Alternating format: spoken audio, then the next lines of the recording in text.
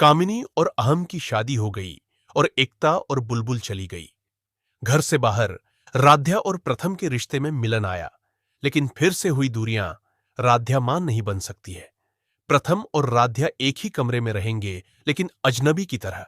और अब मित्तल परिवार को अगर कोई चिराग देगा तो वह कामिनी ही होगी। कामिनी बन गई दादी की सबसे चहेती और घर की नई रानी। कामिनी और अहम की शादी के बाद मित्तल हाउस का माहौल पूरी तरह बदल चुका था। जिस घर में कभी एकता और बुलबुल की हंसी गूंजती थी, वहां अब उनकी यादें ही बची थीं। एकता अपने टूटे हुए आत्मसम्मान को बचाने के लिए घर छोड़ चुकी थी और बुलबुल भी उसके साथ चली गई थी। दादी ने पूरे घर की जिम्मेदारी कामिनी को सौंप दी थी। कामिनी हर सुबह सबसे पहले दादी के कमरे में जाती, उनके पैर छूती और उनकी हर जरूरत का ध्यान रखती। धीरे धीरे दादी को लगने लगा कि कामिनी ही इस घर की असली बहू है। दूसरी तरफ अहम भी कामिनी के प्यार में पूरी तरह डूब चुका था। दोनों की शादी ने घर में एक नया समीकरण बना दिया था, लेकिन इस चमक के पीछे राध्या की जिंदगी अंधेरे में डूबती जा रही थी। वह मुस्कुराने की कोशिश करती, मगर उसकी आंखों में छिपा दर्द हर कोई पढ़ सकता था। राध्या और प्रथम ने बहुत मुश्किलों के बाद अपने रिश्ते को एक मौका दिया था। दोनों फिर से एक दूसरे के करीब आए थे, मगर तभी डॉक्टर की रिपोर्ट ने उनकी दुनिया हिला दी। डॉक्टर ने साफ शब्दों में कह दिया कि राध्या कभी मां नहीं बन सकती। यह सुनते ही राध्या की आंखों से आंसुओं की धारा बहने लगी। प्रथम बाहर से शांत दिख रहा था, लेकिन अंदर से पूरी तरह टूट गया था। उसे हमेशा से अपने बच्चे का सपना था।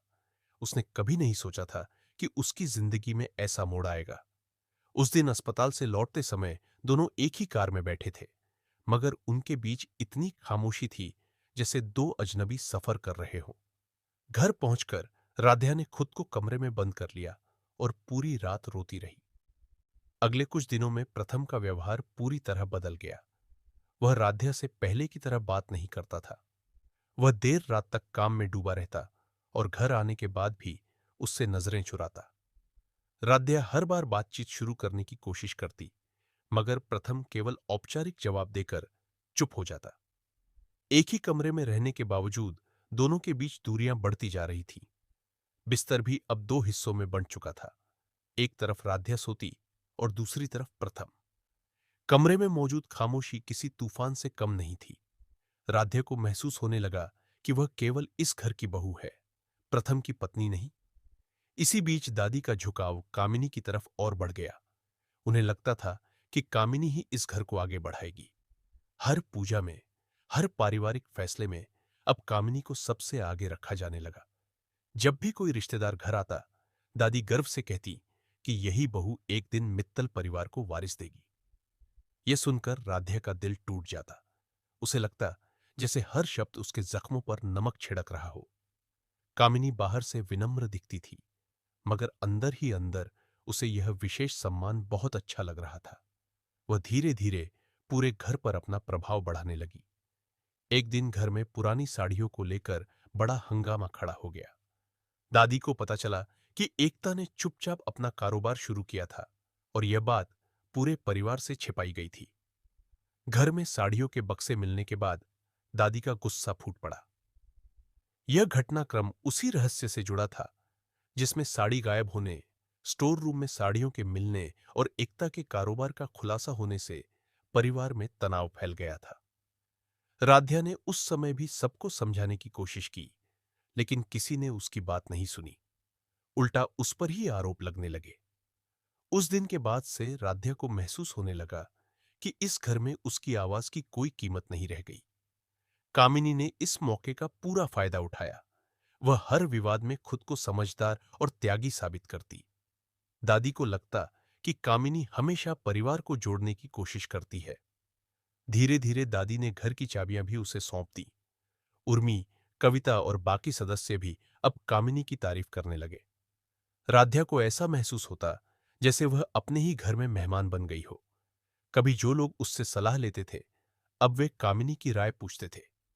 यह बदलाव उसे भीतर से तोड़ रहा था। दूसरी तरफ अहम और कामिनी की शादीशुदा जिंदगी बहुत खुशहाल दिखाई दे रही थी। दोनों हर जगह साथ नजर आते, सोशल कार्यक्रमों में भी उनकी जोड़ी की तारीफ होती। अहम ने कामिनी के लिए एक नया बिजनेस शुरू कराया और कामिनी ने भी उसमें खूब मेहनत की। दादी को लगता था कि उनकी नई बहू केवल परिवार ही नहीं बल्कि कारोबार भी संभाल सकती है। इसी कारण उनका विश्वास और मजबूत होता गया। लेकिन इस बढ़ती खुशी के बीच राध्या की तन्हाई और गहरी होती जा रही थी। एक रात राध्या ने हिम्मत जुटाकर प्रथम से पूछा, क्या मेरी गलती सिर्फ इतनी है कि मैं मां नहीं बन सकती? यह सवाल सुनकर प्रथम कुछ देर चुप रहा। फिर उसने कहा, गलती तुम्हारी नहीं है, लेकिन मैं इस सच को स्वीकार नहीं कर पा रहा। यह जवाब राध्या के लिए किसी तलवार से कम नहीं था। उसे समझ आ गया कि प्रथम के दिल में उसके लिए प्यार से ज्यादा अब अधूरे सपनों का दर्द है। उस रात दोनों की आंखों में नींद नहीं आई। वे एक दूसरे के इतने करीब थे, फिर भी बहुत दूर। कुछ दिनों बाद दादी ने पूरे परिवार के सामने घोषणा कर दी कि अब घर की सबसे बड़ी जिम्मेदारी कामिनी संभालेगी। उन्होंने यह भी कहा कि उन्हें पूरा विश्वास है कि जल्द ही कामिनी इस परिवार को खुशखबरी देगी। पूरा परिवार ताली बजाने लगा, लेकिन राध्या के कानों में यह शब्द किसी सजा की तरह गूंज रहे थे। वह वहां से उठकर अपने कमरे में चली गई। पहली बार उसे लगा कि उसकी पहचान केवल उसकी मां न बन पाने की वजह से खत्म हो गई है। कामिनी को अब हर जगह विशेष महत्व मिलने लगा। त्योहारों की पहली रस्म वही निभाती, पूजा की पहली थाली उसी के हाथ में दी जाती और रिश्तेदारों के सामने उसकी प्रशंसा की जाती। दादी उसे घर की लक्ष्मी कहने लगी थी। अहम भी हर समय उसका साथ देता। दोनों की बढ़ती नजदीकियां देखकर कई लोगों को खुशी होती, लेकिन कुछ लोगों को लगने लगा कि कामिनी जरूरत से ज्यादा ताकत हासिल कर रही है। मगर दादी के सामने कोई कुछ कहने की हिम्मत नहीं करता था। इधर राध्या ने खुद को संभालने के लिए समाज सेवा का रास्ता चुना। उसने अनाथ बच्चों के लिए काम करना शुरू किया। उन बच्चों के बीच उसे सुकून मिलता था। वह सोचती थी कि भले ही वह मां नहीं बन सकती, लेकिन किसी बच्चे के जीवन में प्यार जरूर ला सकती है। धीरे धीरे बच्चे भी उससे जुड़ने लगे, लेकिन जब भी वह घर लौटती, उसे फिर वही खालीपन महसूस होता। प्रथम उसके काम की तारीफ तो करता, मगर उसके दिल में पहले जैसी गर्माहट नहीं रही थी। एक दिन दादी की तबीयत अचानक खराब हो गई। पूरे घर में हड़कंप मच गया। उस समय कामिनी ने बहुत समझदारी दिखाई और दादी की सेवा में दिन रात लगी रही। इससे दादी का विश्वास और बढ़ गया। लेकिन किसी ने यह नहीं देखा कि अस्पताल में सबसे पहले रक्तदान करने वाली राध्या थी। उसने बिना किसी को बताए दादी के लिए सब कुछ किया। फिर भी जब दादी ठीक होकर घर लौटी, तो उन्होंने केवल कामिनी की तारीफ की। राध्या मुस्कुराई जरूर, मगर उसके दिल में दर्द और गहरा हो गया। प्रथम धीरे धीरे महसूस करने लगा कि वह राध्या के साथ अन्याय कर रहा है। उसने देखा कि राध्या कभी किसी से शिकायत नहीं करती, हर हाल में परिवार के लिए खड़ी रहती है और दूसरों की खुशी में अपनी खुशी ढूंढती है। उसके मन में अपराध बोध बढ़ने लगा, मगर अहंकार और टूटे हुए सपनों का बोझ उसे खुलकर माफी मांगने नहीं दे रहा था। दूसरी तरफ राध्या ने भी उम्मीद छोड़नी शुरू कर दी थी। अब वह केवल अपने कर्तव्यों को निभा रही थी। समय बीतता गया और मित्तल परिवार में एक नई चर्चा शुरू हो गई। सभी को लगने लगा कि कामिनी जल्द ही मां बनने वाली है। दादी तो पहले से ही उसे परिवार का भविष्य मान चुकी थी। घर में उसके लिए विशेष खानपान और देखभाल शुरू हो गई। हर कोई उसकी छोटी बड़ी जरूरत का ध्यान रखता। कामिनी को यह सब अच्छा लगता था और वह खुद को घर की सबसे प्रभावशाली सदस्य समझने लगी थी। राध्या दूर खड़ी यह सब देखती और चुपचाप अपने आंसू छिपा लेती। लेकिन जिंदगी हमेशा एक जैसी नहीं रहती। जिस दिन सभी लोग कामिनी की जीत का जश्न मना रहे थे, उसी दिन प्रथम को एहसास हुआ कि असली रिश्ता बच्चे से नहीं बल्कि विश्वास और प्रेम से बनता है। उसने पहली बार दिल से सोचा कि राध्या ने उसके लिए कितना कुछ सहा है। वह उसके पास गया, मगर राध्या के दिल पर पड़े घाव इतने गहरे थे कि शब्द कम पड़ने लगे। दोनों एक दूसरे को देख रहे थे, जैसे सालों बाद मिल रहे हो। कमरे में फिर वही खामोशी थी, मगर इस बार उसमें उम्मीद की हल्की सी किरण भी थी। कहानी के अंत में मित्तल हाउस बाहर से पहले से ज्यादा खुश दिखाई देता है।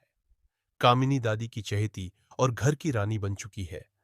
अहम उसके साथ खुश है और पूरा परिवार उससे बड़ी उम्मीदें लगाए बैठा है। लेकिन दूसरी तरफ राध्या और प्रथम की कहानी अभी अधूरी है। वे एक ही कमरे में रहते हैं, मगर उनके दिलों के बीच बनी दीवार अभी पूरी तरह नहीं टूटी। राध्या मां नहीं बन सकती, यह सच नहीं बदला, मगर उसके भीतर का साहस और प्यार भी नहीं बदला। अब सवाल यह है कि क्या प्रथम अपने दिल की नफरत को छोड़कर फिर से राध्या का हाथ थाम पाएगा, या फिर कामिनी की बढ़ती ताकत और परिवार की उम्मीदें इन दोनों के रिश्ते को हमेशा के लिए अजनबी बना देंगी। यही आने वाले दिनों की सबसे बड़ी कहानी बनने वाली है।